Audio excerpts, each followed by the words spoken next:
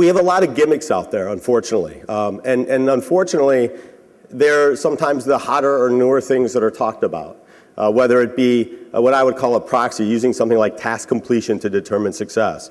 Whether it be trying to understand, based on where their mouse is, whether it was a good experience or not. There are a lot of gimmicks out there. There's a lot of bad approaches to metrics, and unfortunately they get in the way of good efforts. And we often mistake feedback with measurement. So when we're talking about feedback, feedback's a great thing. Every one of your websites should have the ability for consumers to give you feedback. You should have an email address or a link or a form they can fill out. It can be on every page. It can be on the Contact Us. It could be on an FAQ. It could be on a help section on your website. But it's great to listen to consumers' feedback. But that is a very different aspect than when we talk about measurement. Feedback is very reactive. Someone will tell us what they think. It has a tendency to be the squeaky wheel syndrome. It's usually an incredible number of very, very negative things and a handful of positive things and nothing in the middle. And if you know anything about statistics, when you have that kind of a distribution, you know you don't have any kind of measurement that has any value or validity whatsoever. Not to say you should throw out feedback, you should listen to it, you should read it. I was talking to a company who said that they had a feedback system in place, and it was great because it told them about all the broken links on their page. And I thought to myself, wow, that's really bad when you're relying on your customers to be your QA. When there are free tools out there that you can download and scan your website to see if there are any broken links. But they got great insight and they were able to go in and fix it right away. Right? So again, feedback's good, but you can't confuse that with proactive measurement, where I'm looking at a scientific representation of my audience and understanding at a whole what that audience is doing or what different segments are doing. So feedback is very, very reactive. It definitely can help us understand operational issues. It's sort of that last chance you have maybe to solve a problem before it drives you down the tubes, but nonetheless, it's good. And it's great to helping consumers, giving them the opportunity to provide you that feedback. It's a great thing to do, but it's very, very different than measurement, which measurement allows us to be strategic. It allows us to evaluate the performance over time. It allows us to be proactive and be in front of having those operational problems. And it allows us to prioritize improvements because we have a measurement device across our audience segments that are important to us. So let's talk for a minute about today's consumer. And today's consumer is changing quite a bit. In fact, we have a phrase we use to call the consumer today the super consumer. And the web specifically, and as we move the web into other channels like smartphones and tablets, has given the consumer incredible power. First, they have a very, very strong voice, right? As a consumer, when you say something, a lot of people hear it now. It's no longer telling your neighbor over the back fence, but it's about posting it on Facebook to your 5,000 friends, or whatever you have, right? It's about sending it out on Twitter and having hundreds or thousands or tens of thousands of people listening to it. So our voices as consumers have gotten very, very, very powerful. It started with email, it got bigger with things like IM, and now it's grown exponentially with social media. They also have incredibly big ears, right? So they're listening to all these sources. So when you have one bad experience, a lot of people can hear about it. And a great example is the United flyer whose guitar got damaged, put up a YouTube video, and had millions of views within an hour. Well, why was he successful in doing that? Because he had a platform, a medium to use. And so one bad experience, and if you fly a lot, everybody has bad experiences flying, but he had an angry voice and millions of people heard it. So consumers have very, very big ears these days and hear all that's going on. They also have incredible knowledge. They have more information than most of your staff about your products. You walk into a retail store and many consumers know more than the associates there know, because they have the web in front of them, they have it at home, they have it on their phone, they have it in the store. So they have great access to information and knowledge. It started with consumer-generated product reviews, but it's gone way beyond that. Social media is playing a big role in this aspect, but consumers have a lot of knowledge. And they have the ability to clone themselves, whether it's bringing multiple channels together or something as simple as having a browser with multiple tabs. At the end of the day, when I log off of my computer, I usually have 10 or 12 tabs open across 3 different browsers. I'm in multiple places at the same time, which also is messing with everybody's metrics, right? Because it looks like I was on that site for 4 hours, yet I may have been only active on that site for 4 minutes.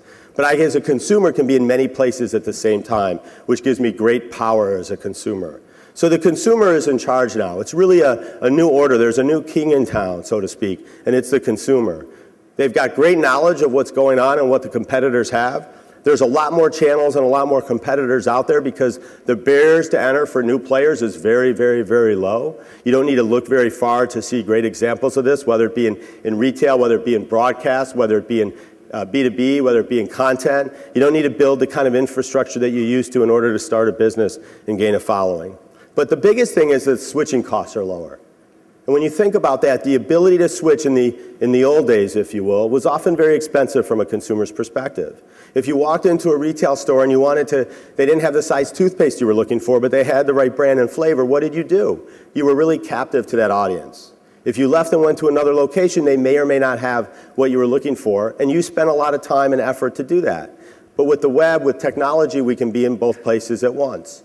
We can even be in that store and scanning that barcode with an app on Amazon or many other providers that have this and see what the price is elsewhere. So we can be in multiple places at the same time, and what it's done is it's lowered the switching costs. And so it has really changed the dynamic and put you, the consumers, in charge. So it used to be about location, location, location were always the three most important words in many, many businesses. Now it's about the customer, the customer, the customer. Those are the most important words in any business. And the customer has that power. So the importance of satisfying them, the importance of meeting their needs and exceeding their expectations has never been greater, because that's what's going to determine if they're a long-term, loyal, and profitable customer for you. So ultimately, with the consumer being in control, it's actually magnified the importance of meeting their needs. No longer can you hold them captive. No longer can you have the corner on the market, whether it be a location, whether it be a place, a listing on search, whether it be a place on a portal. It's very, very difficult to create that captive consumer anymore. So why is satisfying that customer so important? Well, because the experiences they have and the expectations they have are going to influence whether they're satisfied. Whether they're satisfied is going to influence what they do next. Visit, return, recommend, use as a primary resource, or go elsewhere. And those are going to drive the financial success of your organizations. So consumers ultimately are going to go where they're satisfied. You no longer can stop them from doing that. You no longer can keep them captive. If you can, it's a great thing, but it's very, very difficult to do. Satisfaction is forward-looking, where behavior has a tendency to be backward-looking. Both are important. I want to understand how many people came to my website. I want to understand the path they took through my website. I want to know what the abandonment rate was. But at the end of the day, if they were satisfied, it tells me what they're going to do in the future. The behavior tells me what they did do. When we're looking at scientific satisfaction analytics, in other words, measuring satisfaction sounds easy. I met Dr. Klaus Fresnel about 10.5 years ago now, and I thought the same thing. But yet, it's very, very difficult because you're trying to measure something that's unobservable. And when done right, when applied with science, it can be very predictive and forward-looking. And feedback, while important, is not. It just tells you what the person that was willing to raise their hand, that was willing to click on that link, that was willing to send you an email or call your call center and complain. Both are important, but satisfaction gives us that measurement, that scientific aspect. And ultimately, you're not going to be able to manage what you don't measure. And the most important asset any company has is their customers, so we need to start measuring them. So what's missing in these metrics? Well, we need to measure success through the eyes of the consumer, and that means measuring their satisfaction. We need to measure all consumer touch points. Every channel that they're dealing with us, we need to measure it. We need to understand the relationship between that visit and prior visits and future visits. And we can do that through research. We can do that through various measurement devices. But we want to be able to measure at every touch point that they're working with us on, every touch point that they're experiencing our organization, and not in siloed metrics, but hopefully in integrated metrics. We want to use a scientific measurement like the American Customer Satisfaction Index, which I'll spend a minute on in just a couple of slides, to be able to give us the confidence that we are getting an accurate, precise, and reliable measurement of our consumers. And we want to measure behavior. It's an important aspect. We want to measure satisfaction, which is also an important aspect. And we actually want to be able to observe their behavior, to be able to visualize what that consumer did. So many times we'll work with clients and we'll explain that this audience segment is coming to your website from a Google AdWords campaign, and they came in to look to purchase and they weren't satisfied, and they ended up abandoning the cart and they were looking for home and garden products. And there'll be someone in the room that says, oh, that's a user error. Or what we used to call in IT way back when, an ID 10T error. If you haven't heard that, write it down, it'll make itself clear. But it was the user's fault. Everybody knows how to do that on our website. The ability to visualize and observe what they actually did on your website is incredibly powerful in putting that conversation together and putting that information together and be able to take action on it. So ultimately, as a manager, as a web analyst, as an executive, whatever your role is, there are really going to be 3 questions that you're going to be asked, or you're going to want to know, or you're going to ask of your staff. And the first is, how are we doing? What's our performance? So the way we look at this is by measuring the experience through customer satisfaction, but not just measuring satisfaction, but a more complete model that looks at the key drivers of satisfaction and the resulting behaviors, the outcomes of that experience. The second question is, what should we do? So it's great to know how we're doing, but what should we do as a result of that? Where should we focus our efforts? And the ability to look at a model, a scientific model that not only tells you how well you're doing in an individual element, such as product browsing in this example, but what the impact of change will be. So if I improve their functionality, this is the impact I expect to see on satisfaction. And what I really want to focus is on those areas that have low satisfaction and high impact. That's where I, as an organization, am going to get the biggest payback, the biggest return on my investment. And that will help us determine what we should do, where we should focus our efforts, and prioritize those. Because unfortunately, probably every one of you has somewhat limited resources. No one has unlimited resources in today's world. So our success is going to be predicated based on our ability to spend our dollars on the right things. And the third question, why should we do it? So we may know the most important thing, but is the payback there in order to take that step? So looking at this model again, what we can do is focus on the impact on those future outcomes. And these are going to be different for every organization, for every site, for every call center, for every location-based store. But we want to know what the impact of improving satisfaction is on that outcome so that we can understand what the payback is for satisfaction. Because ultimately, for any company, satisfaction is a means to an end. The real outcome is to change their behavior, to make them more loyal, to make them a better, more profitable customer that's going to be positive word of mouth, not negative word of mouth. So when we think about these 3 questions, it really helps us understand the path that we should take as an organization. We need to know how we're doing, where we should focus our efforts, and why we should focus our efforts on that. What's the payback for it? And when you can answer those questions, you now have a metric system that will allow you to drive your business instead of just being an afterthought and something used to track your business. So done right, metrics should help you manage forward instead of just looking backward to seeing what's going on. And in fact, what's the payback for satisfying your consumers? In our top 40 online retail study I mentioned a few times, we looked at the highly satisfied visitors to these sites, across these 40 sites, over 10,000 consumers, and compared them to the lowly or dissatisfied consumers. And in fact, the highly satisfied consumers were 61% more likely to purchase from that retailer. They were 64% more likely to recommend the retailer. They were 60% more committed to the retailer's brand, and 45% more likely to return to that website. That's a huge payback for satisfying your consumer. When we look at government sites, we do a similar study every quarter in the government space. Highly satisfied citizens visiting government websites were 78% more likely to use that site as a primary resource. That improves the flow of information from government, one of their objectives, but also lowers the cost of them being able to deliver that information. Highly satisfied citizens were 81% more likely to recommend the site, 52% more likely to return to the site, and 58% more likely to participate in government in the future and express their thoughts. Those are key objectives of government. It is a key part of the Obama administration. In fact, at 12:01, when he was inaugurated, a memo went out to all the departments and agencies saying, we're going to be a more citizen-focused government. It was called the Open Government Directive.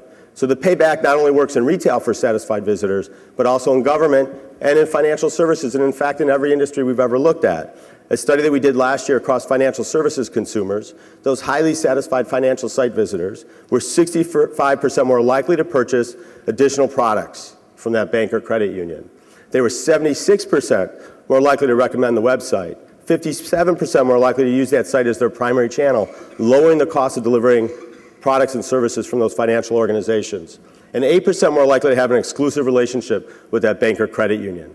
So how do you do all this? You do it with the American Customer Satisfaction Index. Developed at the University of Michigan in 1994, the technology actually precedes that and started as a Swedish barometer in the late 80s. And what's great about the ACSI is from an academic setting, there's an enormous amount of data that has validated it, that it is an accurate, precise, and reliable way of measuring satisfaction.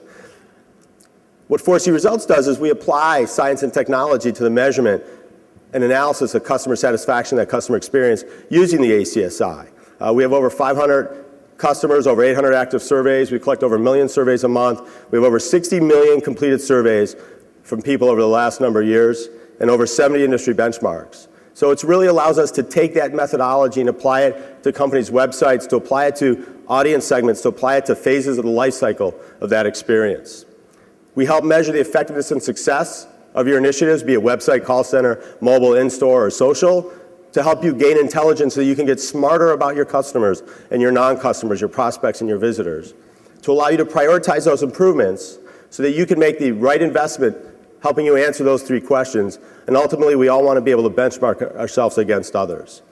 We do this for all kinds of organizations across all industries. Here's just a small group of them. Success should be looked at through the eyes of the consumer, not just through your own organization. Your own organization metrics are important, but ultimately the consumer's view of it is what's going to determine your success long term. Often metrics are misunderstood, misinterpreted, and very misleading. Garbage in, garbage out. So you really need to make sure that you're looking at the metrics the right way. Satisfaction is going to ultimately drive loyalty, retention, and word of mouth. And those things are going to drive financial success. So if we can satisfy our consumers, we're going to do well. To be successful, any company only needs to do 2 things. You can throw out all your MBA classes. You just have to do 2 things. Satisfy your customers and be fiscally responsible. Now, you need a finance degree and a marketing degree to figure out how to do those. Those are not simple things, but we can boil it down to those 2 things. And ultimately, you cannot manage what you don't measure. Please stop by and visit us. If you want copies of the slides, we can provide it to you. Also, I referenced a lot of research reports that we've done.